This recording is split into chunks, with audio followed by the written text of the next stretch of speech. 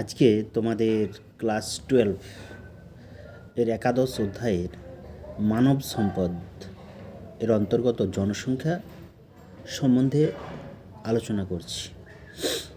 এর পরে শেষে কিছু কোশ্চেনগুলো বলে দেব, সেগুলো তোমরা তুলে নেবে এই বছরের পরীক্ষার জন্য, যেগুলো খুবই ইম্পর্ট্যান্ট। প্রথমে শুরু করছি জনসংখ্যার ক্ষেত্রে জনঘনত্ব কাকে বলে। জনঘনত্ব বলতে বোঝায় কোনো দেশের মোট জনসংখ্যাকে সেই দেশের মোট আয়তন দিয়ে ভাগ করলে যে সংখ্যাটা পাওয়া যায় সেটাকেই বলা হয় জনঘনত্ব। অর্থাৎ ধরা যাক ভারতবর্ষে 2011 সালের জনগণনা অনুযায়ী ভারতবর্ষের মোট জনসংখ্যা ছিল 121,93,422 জন, এবং ভারতবর্ষের মোট আয়তন আমরা জানি 31,66,414 বর্গ কিলোমিটার। তাহলে ভারতবর্ষের মোট জনঘনত্ব হবে 121,01,93,422 ভাজিতক 31,66,414 সমান 382 জন পার প্রতি বর্গ কিমি। তাহলে আবার বলছি, জনঘনত্ব বলতে বোঝায় কোনো দেশ বা কোনো অঞ্চলের টোটাল জনসংখ্যাকে সেই দেশ বা সেই অঞ্চলের টোটাল আয়তন দিয়ে ভাগ করলে যে সংখ্যাটা পাওয়া যায় তাকে বলা হয় জনঘনত্ব। উদাহরণটা বললাম, ক্যালকুলেশনটা বললাম, ওটা তারপরে লিখবে। তারপর লিখবে জনঘনত্বের বৈশিষ্ট্য। জনঘনত্বের বৈশিষ্ট্য ফার্স্ট পয়েন্টে লিখবে যে জনঘনত্ব একটি মানুষ জমির মধ্যে পরিমাণগত সম্পর্ক, বা মানুষ জমির মধ্যে পরিমাণগত সম্পর্ক রয়েছে জনঘনত্বের সঙ্গে। জনঘনত্ব থেকে কোনো দেশের মোট জনসংখ্যার একটা ধারণা পাওয়া যায়। জনঘনত্বের মধ্য দিয়ে আমরা কোনো দেশের অর্থনৈতিক অবস্থা সেটাও কী করতে পারি, জানতে পারি। আবার জনঘনত্ব অবস্থা মধ্য দিয়ে কখনো কখনো কোনো কোনো দেশের অর্থনৈতিক অবস্থা আমরা নাও জানতে পারি। যেমন ধরা যাক ব্রিটেন, যুক্তরাষ্ট্র, নেদারল্যান্ড, জার্মানি, এই সমস্ত দেশগুলোতে জনঘনত্ব অনেক বেশি। জনঘনত্ব বেশি, কিন্তু বেশি হলেও সেখানে মাথাপিছু বাৎসরিক আয় $3,550 থেকে $6,451 মতো। অপরদিকে ভারত, শ্রীলঙ্কা মতো দেশগুলোতে, পাকিস্তানের মতো দেশগুলোতে জনঘনত্ব বেশি হলেও এখানে মাথাপিছু আয় $85 থেকে $215। অর্থাৎ জনঘনত্ব থেকে কখনো কখনো যেমন কোনো দেশের অর্থনৈতিক অবস্থা জানা যায়, আবার কখনো কখনো জনঘনত্বের দ্বারা আমরা কোনো দেশের অর্থনৈতিক অবস্থা জানতে পারি না। আবার জনঘনত্ব থেকে আমরা কোনো দেশের কাম্য জনসংখ্যা সম্বন্ধে কিন্তু ধারণা পাওয়া যায় না। এগুলো তোমরা জনঘনত্বের বৈশিষ্ট্যে কী করবে, আলোচনা করবে, বা জনঘনত্ব বৈশিষ্ট্য সম্পর্কে বলতে গিয়ে এই পয়েন্টগুলো তোমরা পরপর আলোচনা করবে। এখন আসি মানুষ জমি অনুপাত বলতে কী বোঝো। ক্লাস 12-এর সবথেকে ইম্পর্ট্যান্ট জিনিস এবছরের জন্য, মানুষ জমি অনুপাত কাকে বলে। কি বলবে মানুষ জমি অনুপাত?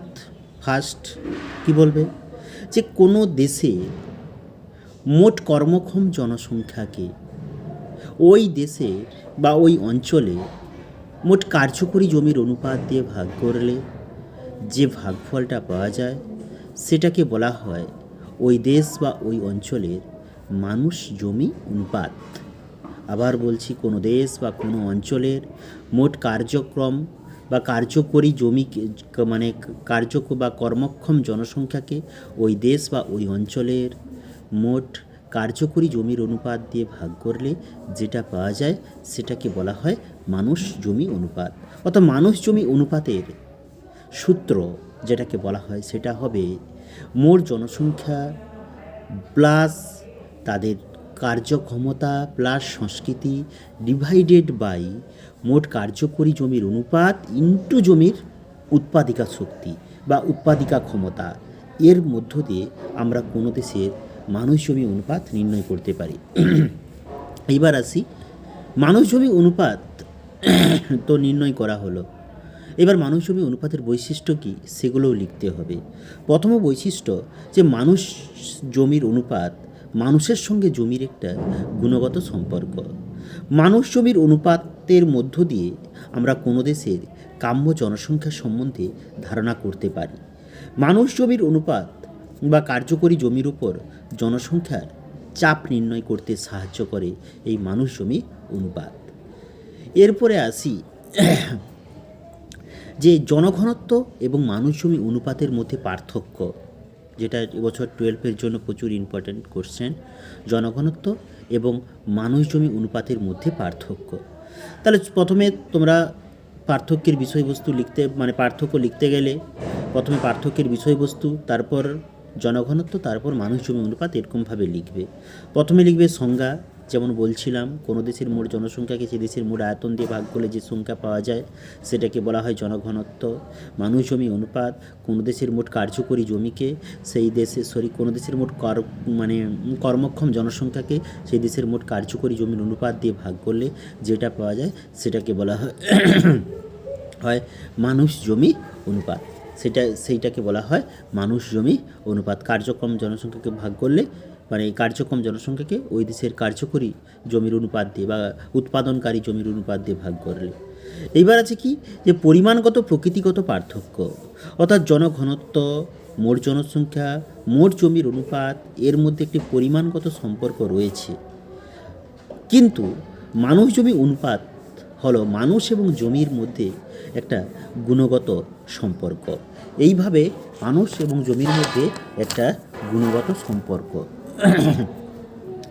জনঘনত্বের মধ্য দিয়ে কোনো দেশের অর্থনৈতিক অবস্থার পরিচয় পাওয়া যায় না, তাই কোনো দেশের জীবনযাত্রার মানেরও পাওয়া যায় না, আভাস পাওয়া যায় না, কিন্তু মানুষ জমির অনুপাতের মধ্য দিয়ে কোনো দেশের জীবনযাত্রার মান সম্পর্কে আমরা সঠিক তথ্য জানতে পারি। জনঘনত্ব কখনোই কাম্য জনসংখ্যার ধারণা লাভ করা যায় না, কিন্তু মানুষ জমির অনুপাত দিয়ে কাম্য জনসংখ্যার ধারণা লাভ করা যায়। এরপর আমরা পরবর্তী ইম্পর্টেন্ট কোশ্চেনে চলে যাচ্ছি। কাম্য জনসংখ্যা বলতে কী বোঝো? যে কাম্য জনসংখ্যা বা কাকে বলে? কোনো দেশে যে পরিমাণ সম্পদ রয়েছে সেই সম্পদের উপর নির্ভর করে যতটা পরিমাণ জনসংখ্যা উচ্চবিত্ত ফ্যামিলির মতো জীবনযাপন করতে পারে তাকে বলা হয় ওই দেশের কাম্য জনসংখ্যা। আবার বলছি, কোনো দেশের যে পরিমাণ সম্পদ রয়েছে সেই পরিমাণ সম্পদের উপর নির্ভর করে ওই দেশের যে পরিমাণ জনসংখ্যা উচ্চবিত্ত ফ্যামিলির মতো জীবনযাপন করতে সক্ষম, সেই পরিমাণ জনসংখ্যাকে বলা হয় কাম্য জনসংখ্যা। কাম্য জনসংখ্যার বেশ কতগুলো গুরুত্বপূর্ণ বৈশিষ্ট্য রয়েছে। কাম্য জনসংখ্যা এমন একটি ধারণা যার থেকে বেশি হলে সেই দেশের জনাকীর্ণতা দেখা যায়, আর যার থেকে কম হলে, জনসংখ্যা কম হলে এদেশের জনস্বল্পতা দেখা দেয়। কাম্য জনসংখ্যা এবং উৎপাদিত সম্পদের মধ্যে ভারসাম্যের সূচনা করে বা সূচিত করে। মানব সম্পদ এবং শ্রমশক্তির পূর্ণ বিকাশ ঘটায় কাম্য জনসংখ্যা। মানুষ জমি অনুপাত সবচেয়ে কম হয় ওই কাম্য জনসংখ্যাযুক্ত অঞ্চলে। এইবার আসি জনস্বল্পতা কাকে বলে। জনস্বল্পতা কাকে বলে? প্রথমে বলতে হবে কোনো দেশের কাম্য জনসংখ্যা যত পরিমাণ, সেই কাম্য জনসংখ্যার থেকে ওই দেশের জনসংখ্যা যখন কম হয় তখন তাকে বলা হয় জনস্বল্পতা। আবার বলছি, বা অন্যভাবেও বলা যায় যে প্রাকৃতিক সম্পদের তুলনায় কোনো দেশের জনসংখ্যার পরিমাণ কম হলে তাকে বলা হয় জনস্বল্পতা। জনস্বল্পতার বেশ কিছু বৈশিষ্ট্য আছে, সেগুলো পরপর আমাদের আলোচনা করতে হবে। ফার্স্ট কি, যে সমশক্তির অভাবে জনস্বল্পতা, সমশক্তির অভাবে সম্পদ উৎপাদন ব্যাহত হয়। সম্পদ উৎপাদন এবং জনসংখ্যার বৃদ্ধি খুবই মন্থর গতিতে চলে। দ্বিতীয় পয়েন্ট, বৈশিষ্ট্য, জনস্বল্পতার বৈশিষ্ট্য, সম্পদ উৎপাদন এবং জনসংখ্যার বৃদ্ধি খুবই মন্থর গতিতে চলে। কৃষি এবং শিল্পে অনুন্নত এবং জনপ্রতি আয় কমিয়ে দেয় এই জনস্বল্পতা। এরপর যে জনাকীর্ণতা কাকে বলে? কোনো দেশের জনসংখ্যা সম্পদের তুলনায় বেশি হলে তখন তাকে বলা হয় জনাকীর্ণতা। আবার বলছি, কোনো দেশের জনসংখ্যা সম্পদের তুলনায় বেশি হলে তখন তাকে বলা হয় জনাকীর্ণতা। জনাকীর্ণতার বৈশিষ্ট্য কী? যে মানুষ জমি অনুপাত কাম্য জনসংখ্যা অপেক্ষায় বেশি হয়, এই জনাকীর্ণতা। সমশক্তি উদ্বৃত্ত হওয়ার ফলে জনাকীর্ণতার ফলে সদ্য বেকারত্বের সৃষ্টি হয়। এরপর একটা ইম্পর্ট্যান্ট কোশ্চেন ক্লাস 12-এর জন্য, তা হলো জনবিস্ফোরণ বলতে কী বোঝো? প্রথমেই বলি এই কোশ্চেনটার অ্যান্সার কীভাবে দিতে হবে। প্রথমে লিখবে শব্দগত অর্থ, অর্থাৎ বিস্ফোরণ শব্দের অর্থ হলো কোনো কিছুর প্রাবল্য হঠাৎ বা ক্ষণিকের জন্য বৃদ্ধি পাওয়া। আবার বলছি, বিস্ফোরণ শব্দের অর্থ হলো কোনো কিছুর প্রাবল্য হঠাৎ বা ক্ষণিকের জন্য বৃদ্ধি পাওয়া। তাহলে জনবিস্ফোরণ বলতে কী বোঝো? যে আমাদের এই পৃথিবীতে যখন খ্রিস্ট জন্মের সময় পৃথিবীতে জনসংখ্যা ছিল মাত্র 25 কোটি। এই জনসংখ্যা দ্বিগুণ হতে সময় লাগে প্রায় 1000 বছর। আবার 1650 থেকে 2013 খ্রিস্টাব্দের মধ্যে পৃথিবীর জনসংখ্যা বৃদ্ধি পেয়ে দাঁড়ায় 713.7 কোটি। অর্থাৎ এই 363 বছরের মতো একটা সময়ে পৃথিবীর জনসংখ্যা বাড়ে প্রায় 659.2 কোটি, প্রায় 12.1 গুণ। অর্থাৎ জনসংখ্যার এই যে অস্বাভাবিক বৃদ্ধি, এই জনসংখ্যার এই অস্বাভাবিক বৃদ্ধিটাকেই বলা হয় জনবিস্ফোরণ। বোঝা গেল? জনবিস্ফোরণের প্রভাব কি? যে কোনো একটি অঞ্চল বা কোনো দেশে জনবিস্ফোরণ হলে সেই দেশের অর্থনৈতিক অবস্থার মান কমে যায়। আরও কি হতে পারে? ওই দেশের অনৈতিক ক্রিয়াকলাপের পরিমাণ কি হয়? বেড়ে যায়। সদ্য বেকারত্বেরও সৃষ্টি হয় এই জনবিস্ফোরণের মধ্য দিয়ে। আবার জনবিস্ফোরণ কোনো দেশের খারাপ ক্রিয়াকর্মে মানুষকে নিযুক্ত হতে উদ্গ্রীব করে তোলে। এই কারণে জনবিস্ফোরণ একটা কোনো দেশের অর্থনৈতিক অবস্থার সমূহ চাপ সৃষ্টি করে। এবার আসি জনসংখ্যা পরিবর্তনের নির্ণায়ক সমূহ। জনসংখ্যা পরিবর্তনের ফার্স্ট নির্ণায়ক প্রজনন বা ফার্টিলিটি। প্রজনন বা ফার্টিলিটি বলতে কী বোঝো? প্রথমে বলি যে নারী বা নারী জাতির সন্তান উৎপাদন করার ক্ষমতাকে বলা হয় প্রজনন বা ফার্টিলিটি। এই প্রজনন বা ফার্টিলিটি মূলত 3টা বিষয়ের উপর নির্ভর করে বা নির্ণায়ক 3টা বিষয়ের দ্বারা নির্ধারিত হয়। একটা জৈবিক নিয়ন্ত্রণ, এটা জনমিতি সংক্রান্ত নিয়ন্ত্রক, আর একটা সামাজিক নিয়ন্ত্রণ। জৈবিক নিয়ন্ত্রণ কি? ফার্টিলিটি জৈবিক নিয়ন্ত্রণ কি বা প্রজননের জৈবিক নিয়ন্ত্রণ কি? যে নারীর সম্ভাব্য সন্তান ধারণ ক্ষমতা বা উৎপাদন ক্ষমতা। আর দ্বিতীয়ত কি? যে পুনরুৎপাদনের দৈর্ঘ্য অর্থাৎ সময়ের পর্ব, মানসিক গঠন এবং স্বাস্থ্য, এগুলো হচ্ছে ফার্টিলিটির বা প্রজননের জৈবিক নিয়ন্ত্রণ। জনমিতিগত নিয়ন্ত্রণ রয়েছে, সেগুলি হলো ফার্স্ট বয়স কাঠামো, দ্বিতীয় লিঙ্গ কাঠামো, তৃতীয়ত নগরায়নের মাত্রা। আবার সামাজিকও বেশ কিছু রীতিনীতি রয়েছে এই ফার্টিলিটির নিয়ন্ত্রক বা নির্ণায়ক হিসেবে। সেগুলি কি? 1 নম্বর হচ্ছে ধর্মীয় পরিবেশ। ধর্মীয় পরিবেশও কিন্তু জনসংখ্যা বৃদ্ধিতে কখনো কখনো সাহায্য করে। জাতিগত বিন্যাস, আবার শিক্ষার মাত্রা। দেখা যায় যে কোনো সমাজে যদি শিক্ষিত মানুষের পরিমাণ বেড়ে যায়, সেখানে অটোমেটিক্যালি জনসংখ্যা পরিমাণও কমতে থাকে বা জন্মহারটা সেখানে কমতে থাকে, কারণ তারা সবাই কোনো না কোনো ক্রিয়াকর্মের সঙ্গে যুক্ত হয়ে পড়ে। এর ফলেই সেখানে জন্মহারটা কমে যায়। এইবার আমাদের দেশ বা সারা পৃথিবী জুড়ে যে সমস্ত এলাকার পৃথিবীর জন্মহারটা বেশি বা উচ্চ প্রজনন হার, সেই উচ্চ প্রজননের হারের বেশ কিছু কারণ আছে। পরীক্ষায় এই কোশ্চেনটা ইম্পর্টেন্ট, যে উচ্চ প্রজননের কারণগুলি আলোচনা করো। প্রথমত বাল্যবিবাহ।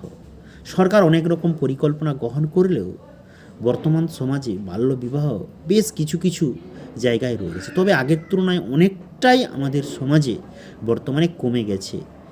বা নেই বললেই চলে বাল্যবিবাহ। কিন্তু এই বাল্যবিবাহ কয়েক দশক আগের যে বাল্যবিবাহ প্রচলন ছিল, সেই বাল্যবিবাহের কারণে কি হতো, গ্রামাঞ্চলে বিশেষ করে ছোট ছোট মেয়েকে বিয়ে দেওয়া হতো, তার ফলে তারা অল্প বয়সে মা হয়ে যেত, তার ফলে জনসংখ্যা বৃদ্ধির হারটা এভাবেও বেড়ে যেত। আবার কি দ্বিতীয়ত দারিদ্রতা। সমাজবিজ্ঞানী কাস্ত্র একটা উল্লেখযোগ্য মন্তব্য করেছিলেন যে তার মতে দারিদ্রতায় উচ্চ প্রজননের অনুঘটক হিসেবে কাজ করে, কারণ বা শিক্ষার অভাবে দরিদ্র শ্রেণীর লোকেরা বাড়ির বাইরে বেশি যায় না, তার ফলে বাড়িতেই থাকে, তার ফলে স্ত্রী পুরুষের মধ্যে সাক্ষাতের সময় বেড়ে যাওয়ার কারণে অটোমেটিক্যালি জন্ম হারটাও বেড়ে যায়। আবার সমাজে রাজা রামমোহন রায়ের মতো বিদ্যাসাগরের মতো ব্যক্তিত্ব, রাজা রামমোহন রায়ের মতো ব্যক্তিত্ব, এরা অনেক চেষ্টা করেছিল বহুবিবাহ রোধ করার, কিন্তু তবুও সমাজে তৃতীয় পয়েন্ট বহুবিবাহ থাকার ফলে জন্মহারটা অনেকটাই বেড়ে যায়। আবার বিভিন্ন ধর্মীয় অনুশাসন আমরা জানি, সেই সমস্ত কারণেও জন্মহার কী হয়, বেড়ে যায়। পঞ্চমত কারণ হচ্ছে নারী শিক্ষার অভাব। নারীদের মধ্যে শিক্ষার অভাব হলে তারা সমাজে তাদের মন্তব্য তত বেশি গুরুত্ব পায় না, তার ফলে জন্মহারটা অটোমেটিক্যালি বাড়তে যায়। আবার আমাদের সমানে একটা কথা রয়েছে যে পুত্র সন্তানের আকাঙ্ক্ষা, 6 নম্বর পয়েন্ট, পুত্র সন্তানের আকাঙ্ক্ষা। অধিক পুত্র সন্তানের আকাঙ্ক্ষা করতে গিয়েও কিন্তু জনসংখ্যা বৃদ্ধির পরিমাণটা বৃদ্ধি পায়। 7 নম্বর হচ্ছে কৃষিভিত্তিক সমাজ ব্যবস্থা। যে কৃষিভিত্তিক সমাজ ব্যবস্থা বা উন্নত বা উন্নয়নশীল দেশগুলোতে অধিক শ্রমের প্রয়োজনে বা ভবিষ্যৎ অর্থনৈতিক ব্যাহত হওয়ার জন্য উন্নয়নশীল দেশগুলোতে কী হয়, অর্থনৈতিক নিরাপত্তার আশায় মানুষ অনেকগুলো করে তাদের ছেলে মেয়ে আশা করে, যা কী করে অধিক জনসংখ্যা বৃদ্ধিতে সাহায্য করে। আবার উচ্চ মৃত্যুহার, একটা সময় আমাদের দেশের মতো দেশেই ছিল উচ্চ মৃত্যুহার, অর্থাৎ একজন মায়ের 15-16টা করে সন্তান হতো, কিন্তু বেশিরভাগ সন্তান মারা যেত। এই সমস্ত কারণেই ওই মা চেষ্টা করতো যে আমার তো অনেক হবে, অনেক মারা যাবে, তার ফলেও কিন্তু জনসংখ্যাটা অনেকভাবেই কী হয়, বেড়ে যায়। এইবার কি, যে উচ্চ প্রজনন বিশিষ্ট বেশ কতগুলো দেশ রয়েছে, সেই দেশগুলো কি কি?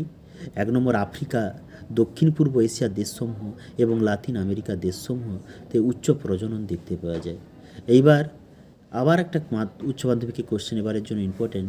পৃথিবীর এখনও পর্যন্ত বেশ কিছু দেশে নিম্ন প্রজনন লক্ষ্য করা যায়, অর্থাৎ এখনও বেশ কিছু দেশে জনসংখ্যা বৃদ্ধির হারটা খুবই কম। তারও বেশ কতগুলো কারণ রয়েছে। প্রথম হচ্ছে উচ্চ জীবনযাত্রার মান, অর্থাৎ নারী পুরুষ কী হয়, অধিক সন্তানের জন্ম দিয়ে নিজেদের জীবনযাত্রার মানের অবনয়ন করতে চায় না, তারা উচ্চ জীবনযাত্রা করতে চায়। তারা সবাই চাকুরিজীবী, না হলে কোনো ক্রিয়াকর্মে ব্যস্ত থাকেন, তার ফলে কি হয়, জনসংখ্যার পরিমাণটা কম হয়। আবার দ্বিতীয় নম্বর পয়েন্ট, ছোটো ছোটো পরিবারের প্রতি আসক্তি। বর্তমান সমাজে মানুষ আরামবিলাসে থাকার জন্য ছোটো ছোটো পরিবারের প্রতি আসক্তি হয়ে পড়ে, যা কিন্তু জনসংখ্যা কমের একটা লক্ষণ, বা জনসংখ্যা এর ফলেই কম হয়। আর পুরুষদের ওপর নারীর হাস্যমান নির্ভরশীলতা। বর্তমান সমাজে বাইরে মেয়েরাও যায়, তারাও বেশ কিছু চাকুরিরত, বিভিন্ন রকম ক্রিয়াকর্মে নিযুক্ত, তার ফলে নারীরা আর পুরুষদের ওপর আস্থাশীল। বেশিরভাগ ক্ষেত্রে শিক্ষিত বা চাকুরিরত নারীরা ততটা বেশি পুরুষদের ওপর আগেকার মতো পুরুষদের ওপর ততটা বেশি নির্ভর করে না, তার ফলেও কিন্তু জন্মহারটা অনেকটাই কমে যায়। পরিবার এবং সমাজ সচেতনতা। বর্তমানে পরিবারকে অর্থনৈতিক দিক থেকে স্বাবলম্বী করা, অর্থাৎ অর্থনৈতিক উন্নতির জন্য এখন সবাই ছোট্ট পরিবার চায়, অর্থাৎ এবং সমাজের মধ্যে একটা সচেতনতা হয়ে গেছে যে কম ছেলে মেয়ে থাকলে তবেই অর্থনৈতিক উন্নতি সম্ভব। এই সমস্ত কারণের জন্যই কিন্তু প্রজনন রেটটা কমে যায় বা নিম্ন প্রজননের কারণ। এইবার আসি মরণশীলতা কাকে বলে? এতক্ষণ আমরা বলছিলাম প্রজনন বা ফার্টিলিটি কাকে বলে, ফার্টিলিটি নির্ণায়ক সমূহ, সেখানে 3টা নির্ণায়ক বলছিলাম: জৈবিক নিয়ন্ত্রণ, জনমিতি নিয়ন্ত্রক এবং সামাজিক নিয়ন্ত্রণ। তারপর বলছিলাম উচ্চ প্রজননের কারণ, নিম্ন প্রজননের কারণ। এইবার আছে মরণশীলতা। দ্বিতীয় পয়েন্ট হচ্ছে কি, মরণশীলতা কাকে বলে? যে মরণশীলতা বলতে বোঝায় এক সময়ে জীবনের সমস্ত যে রাষ্ট্রসংঘের সংজ্ঞা অনুযায়ী যেটা বলা হয় যে জন্মের পর কোনো এক সময়ে জীবনের সমস্ত প্রমাণাদি বিলুপ্ত হলে তাকেই বলা হয় মরণশীলতা বা মর্টালিটি। অর্থাৎ জন্মের পর কোনো শিশুর জীবনের সমস্ত প্রমাণাদি লিপ্ত হলে তখন তাকে মরণশীলতা বলা হয়। নিরক্ষীয় অঞ্চলের অন্তর্গত একটা দেশ রয়েছে গিনি, সেখানে আবার জন্মের 24 ঘন্টার মধ্যে মারা গেলে কি হয়, তাকে কিন্তু মরণশীলতা হিসেবে ধরা হয় বা মৃতজাত শিশু হিসেবেই বিবেচনা করা হয়। এইবার মৃত্যুহারের নিয়ন্ত্রক সমূহ কী কী কারণে মৃত্যুহার নিয়ন্ত্রক হয়ে থাকে। মাথাপিছু আয়, যে মানুষের মাথাপিছু প্রাথমিক আয় মৃত্যুহারকে নিয়ন্ত্রণ করে।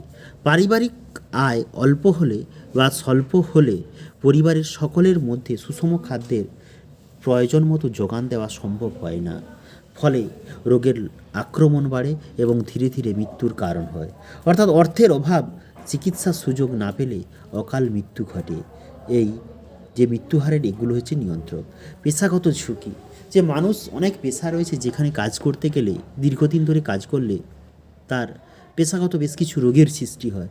যেমন ধরো ফুসফুস, অ্যাসবেস্টাস কারখানা বা সিমেন্ট কারখানা, এই রকম খনি অঞ্চলে বা শাঁকের কাজ করতে গেলে এগুলোতে সিলিকোসিস রোগের আক্রান্ত হওয়ার একটা প্রবণতা দেখতে পাওয়া যায়। তার ফলে কিন্তু যে এই পেশাগত ঝুঁকি এবং অবশেষে মারা যায়, এগুলোও কিন্তু একটা মৃত্যুহারের নিয়ন্ত্রক সমূহ। আবার শিক্ষার অভাবের ফলে মৃত্যুহার হয়ে থাকে। যেমন দেখা গেছে যে কোনো দেশের মরণশীলতা সেই দেশের স্ত্রী শিক্ষার সাথে ব্যস্তানুপাতিক। অর্থাৎ স্ত্রী শিক্ষার হার যত বেশি হবে, মরণশীলতার হার তত কম হবে। আবার কি অপ্রতুল স্বাস্থ্য পরিষেবা, কোনো কোনো দেশের অপ্রতুল স্বাস্থ্য পরিষেবাও সেই দেশে মৃত্যুহারের একটা উল্লেখযোগ্য কারণ। আবার প্রাকৃতিক নিয়ন্ত্রক সমূহ যেমন কি বন্যা, খরা, ভূমিকম্প, ভূমিধস প্রভৃতি কী করে মরণশীলতাকে নির্ণয় করে। এরপর 3 নম্বর হচ্ছে কি পরিব্রাজন বা প্রব্রজন। পরিব্রাজন বা প্রব্রজন, পরিব্রাজন বা প্রব্রজন অর্থাৎ এই যে 3টা পয়েন্ট আলোচনা করা হলো, এই 3টা পয়েন্ট বলছিলাম না জনসংখ্যার পরিবর্তনের নিয়ন্ত্রক সমূহ। তার ফার্স্ট পয়েন্ট আলোচনা প্রব্রজন মানে প্রজনন বা ফার্টিলিটি, দ্বিতীয় পয়েন্ট আলোচনা করছিলাম মরণশীলতা, এবং তৃতীয় পয়েন্ট হচ্ছে পরিব্রাজন বা মাইগ্রেশন। এবার বলছি পরিব্রাজন কাকে বলে। প্রথমে আসি পরিব্রাজনটা জিনিসটা কি। যে মানুষ যখন কোনো স্থানে স্থায়ী বা অস্থায়ীভাবে বসবাসের উদ্দেশ্যে এক স্থান থেকে অন্য স্থানে গমন করে তখন তাকে বলা হয় পরিব্রাজন। আবার বলছি যে মানুষ যখন কোনো স্থানে স্থায়ী বা অস্থায়ীভাবে বসবাসের জন্য এক স্থান থেকে অন্য স্থানে গমন করে তখন তাকে বলা হয় পরিব্রাজন। পরিব্রাজনের প্রকৃতিগুলি আলোচনা করো। এর পরের পয়েন্ট হবে পরিব্রাজনের প্রকৃতি কী। দেশের মধ্যে বেশিরভাগ পরিব্রাজন মূলত গ্রাম থেকে শহরে হয়। যুবকরা দ্বিতীয় পয়েন্টে লিখবে পরিব্রাজনের মানে প্রকৃতির দ্বিতীয় পয়েন্টে যুবকরা অথবা প্রাপ্তবয়স্ক যুবকরাই কিন্তু বেশি পরিমাণ পরিব্রাজন করে। বর্তমানে কিন্তু শিক্ষাদীক্ষার উন্নতির পরে মেয়েরা বা নারীরাও কিন্তু পরিব্রাজনে অভ্যস্ত হয়ে পড়েছে। তৃতীয়ত পয়েন্ট কি কর্মরত জনগণের ওপর পরিব্রাজনের ঝোঁকটা অত্যধিক পরিমাণ কি থাকে, বেশি থাকে। এইবার হচ্ছে প্রব্রজন এবং জনসংখ্যার পরিবর্তনের বেশ কিছু গুরুত্বপূর্ণ বিষয় এখানে আলোচনা করতে হবে। প্রব্রজনের প্রভাবগুলো আলোচনা করো। প্রব্রজন কোনো একটি অঞ্চলের জনসংখ্যার বয়সলিঙ্গ কাঠামোর উপর প্রভাব পড়ে। এটি জনসংখ্যার পরিবর্তনের একটা গুরুত্বপূর্ণ দিক। আবার জনসংখ্যার মৃত্যুহার এবং জন্মহারের উপরও প্রব্রজনের প্রভাব পড়ে। অর্থাৎ উৎস অঞ্চলে মৃত্যুহার বাড়ে এবং জন্মহার কমে যায়। আবার ওর ফলে ওই অঞ্চলের জনসংখ্যার গড় আয়ু বেড়ে যায়। আবার সামাজিক লিঙ্গ এবং বা সামাজিক অবস্থা এবং অর্থনীতির উপরও প্রভাব পড়ে। অর্থনৈতিকভাবে উৎস অঞ্চল অর্থাৎ যেখান থেকে পরিব্রাজন হচ্ছে সেই অঞ্চলগুলো দুর্বল হয়ে পড়ে এবং গন্তব্যস্থল অর্থাৎ যেখানে মানুষগুলো যায় সেখানে অর্থনৈতিক দিক থেকে সবল হয়। এগুলো হলো পরিব্রাজনের প্রভাব। তাহলে পরিব্রাজনের প্রভাব 3 প্রকার আলোচনা করলাম। জনসংখ্যার বয়স এবং লিঙ্গ কাঠামোর উপর প্রভাব বিস্তার করে, জনসংখ্যার জন্মহার মৃত্যুহারের উপর প্রভাব বিস্তার করে, সামাজিক অবস্থা অর্থনীতির উপর প্রভাব বিস্তার করে। এবার পরিব্রাজনের শ্রেণীবিভাগ। পরিব্রাজনকে দুটো ভাগে ভাগ করা যায়, একটা বহির্মুখী পরিব্রাজন আর একটা অন্তর্মুখী পরিব্রাজন। বহির্মুখী পরিব্রাজন কাকে বলে? কোনো ব্যক্তি বা ব্যক্তিবর্গ যখন নিজ বাসভূমি পরিত্যাগ করে স্থায়ী বা অস্থায়ীভাবে অন্যত্র গমনের প্রক্রিয়াকে বহির্মুখী পরিব্রাজন বলে বা আউট মাইগ্রেশন বলা হয়। এর ফলাফল বা বৈশিষ্ট্যগুলো কি? কোনো অঞ্চলের উদ্বৃত্ত সমশক্তি বহির্মুখী পরিব্রাজনের ফলে বা স্থানান্তরিত হলে ওই অঞ্চলের জনসংখ্যার চাপ কিছুটা কমে যায়, স্থানীয় অর্থনীতি কিছুটা চাঙ্গা হয়। দ্বিতীয়ত কি? কোনো অঞ্চলে দক্ষ শ্রমিকরা যদি বহির্মুখী হয় তাহলে ওই অঞ্চলের শ্রমিকদের অভাবে সম্পদ উৎপাদন এবং উন্নয়ন কাজ একেবারে ব্যাহত হয়। তৃতীয়ত কি? কোনো নির্দিষ্ট জনসংখ্যার অধিকাংশ সদস্যদের বহির্মুখী পরিব্রাজন করলে ওই জনগোষ্ঠীর অধিকাংশ সদস্য নিরাপত্তার অভাব বোধ করেন, ফলে ওই অঞ্চলের বাকি সদস্যদের বহির্মুখী প্রব্রজনের ঝোঁকও বেড়ে যায়। এ হচ্ছে অন্তর্মুখী পরিব্রাজন কাকে বলে? নিজ বাসভূমি ত্যাগ করে কোনো ব্যক্তি বা জাতিবর্গের স্থায়ী বা অস্থায়ীভাবে গন্তব্যস্থলে আগমনের ঘটনাকে বলা হয় অন্তর্মুখী পরিব্রাজন। এর বৈশিষ্ট্যগুলো কী কী? স্বল্প জনসংখ্যা বিশিষ্ট অঞ্চলে অন্তর্মুখী পরিব্রাজনের শ্রমের যোগান বাড়ে, ফলস্বরূপ কৃষি, খনিজ, শিল্পক্ষেত্রের উন্নতি ঘটে, ফলে ওই অঞ্চলে মানুষদের জীবনযাত্রার মানও উন্নতি হয়। অধিক জনঘনত্ব বিশিষ্ট এইরূপ পরিব্রাজনের ফলে খাদ্য সরবরাহের ঘাটতি ঘটে, তীব্র বেকার সমস্যা দেখা যায়। তৃতীয়ত, অদক্ষ মানুষের আগমনে ওই অঞ্চলের সম্পদ সৃষ্টির পরিবর্তে ভোগের পরিমাণ বেড়ে যায়, অর্থনৈতিক উন্নয়নকে বিপর্যস্ত করে তোলে। এইবার পরিব্রাজন থেকে দুটো গুরুত্বপূর্ণ কোশ্চেন হয়, সেগুলো হচ্ছে স্থূল পরিব্রাজন কাকে বলে, অর্থাৎ অন্তর্মুখী পরিব্রাজন বা বহির্মুখী পরিব্রাজনের যোগফলকে স্থূল পরিব্রাজন বলে। অর্থাৎ কোনো একটি অঞ্চলে যে পরিমাণ মানুষ এলো এবং সেখান থেকে যে পরিমাণ মানুষ চলে গেল, এর যোগফলটাকে বলা হয় স্থূল পরিব্রাজন। আর নিট প্রব্রজন কাকে বলে? নিট প্রব্রজন অন্তর্মুখী পরিব্রাজন এবং বহির্মুখী পরিব্রাজনের বিয়োগফলকে। অন্তর্মুখী পরিব্রাজন অর্থাৎ কোনো একটি অঞ্চলে যত মানুষ এলো সেখান থেকে ওই অঞ্চল থেকে যে মানুষ চলে গেল, এর বিয়োগফলটাকেই বলা হয় নিট পরিব্রাজন। আচ্ছা, এরপরে আমি বেশ কিছু কোশ্চেন বলবো, সেগুলো তোমরা সবাই লিখে নেবে। প্রথম ফার্স্ট এই চ্যাপ্টার থেকে যে সমস্ত কোশ্চেনগুলো আলোচনা করলাম, প্রথম হচ্ছে জনঘনত্ব কাকে বলে, উদাহরণসহ বুঝিয়ে দাও এবং তার সঙ্গে লিখবে জনঘনত্বের বৈশিষ্ট্যগুলি আলোচনা করো। তারপর লিখবে মানুষ জমি অনুপাত বলতে কী বোঝো এবং কিভাবে নির্ণয় করা যায়, এবং মানুষ জমি অনুপাতের বৈশিষ্ট্যগুলি আলোচনা করো। তারপর কোশ্চেনটা করতে হবে জনঘনত্ব এবং মানুষ জমি অনুপাতের মধ্যে পার্থক্য লেখো। তারপর কোশ্চেন, ইম্পর্টেন্ট কোশ্চেন, কাম্য জনসংখ্যা বলতে কী বোঝো। তারপরে ইম্পর্টেন্ট কোশ্চেন, জনস্বল্পতা কাকে বলে এবং তার বৈশিষ্ট্য, জনাকীর্ণতা কাকে বলে এবং তার বৈশিষ্ট্য। পরবর্তী কোশ্চেন তোমাদের কি বলা যায়, জনবিস্ফোরণ বলতে কী বোঝো। তার পরবর্তী কোশ্চেন, জনসংখ্যা পরিবর্তনের নির্ণায়ক সমূহ। এটা একটু ইম্পর্টেন্ট কোশ্চেন আছে, যেখানে তোমাদের 3টা পয়েন্টে বলতে হবে, প্রজনন বা ফার্টিলিটি, মোরাটিলিটি বা মরণশীলতা এবং পরিব্রাজন। এই 3টা পয়েন্ট। প্রজননের মধ্যে তার নির্ণায়ক 3টা আবার আছে, জৈবিক নিয়ন্ত্রণ, জনমিতি নিয়ন্ত্রণ এবং সামাজিক নিয়ন্ত্রণ। উচ্চ প্রজননের কারণ আর নিম্ন প্রজননের কারণ। আর মোর্টালিটি বা মরণশীলতার আবার নিয়ন্ত্রক সমূহ আছে, সেগুলো বলতে হবে। তারপরে পরিব্রাজন, তার প্রকৃতি বলতে হবে। অন্তর্মুখী পরিব্রাজন, বহির্মুখী পরিব্রাজন সম্বন্ধে আলোচনা করতে হবে এবং স্থূল পরিব্রাজন এবং নিট পরিব্রাজন, এগুলো ইম্পর্টেন্ট। এরপরে ইম্পর্টেন্ট কোশ্চেন এখন আলোচনা করব না, পরে আলোচনা করে দেব, কিন্তু কোশ্চেনগুলো লিখে নাও। বিশ্ব জনসংখ্যা বন্টনে পরিব্রাজনের প্রভাব আলোচনা করো, ইম্পর্টেন্ট কোশ্চেন।